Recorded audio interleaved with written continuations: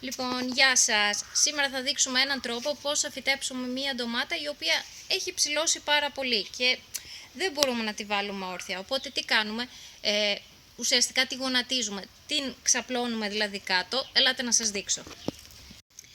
Λοιπόν, τι κάνουμε. Εδώ που είναι οι σταγόνες μας, για να μπορεί να ποτίζεται η ρίζα, την πλαγιάζουμε ή τη γονατίζουμε. Ανοίγουμε λίγο εδώ το λάκκο μας, να μπει καλά μέσα και ρίχνουμε χώμα μέχρι επάνω.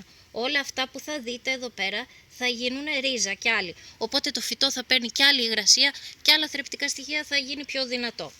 Τι κάνουμε, σκεπάζουμε απλά κανονικά με το χώμα μας. Εδώ τη μυτούλα δεν προσπαθούμε να τη σηκώσουμε με το ζόρι γιατί μπορεί να μας σπάσει.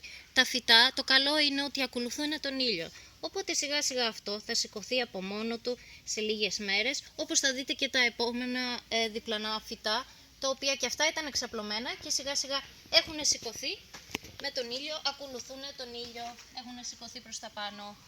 Αυτά για σήμερα!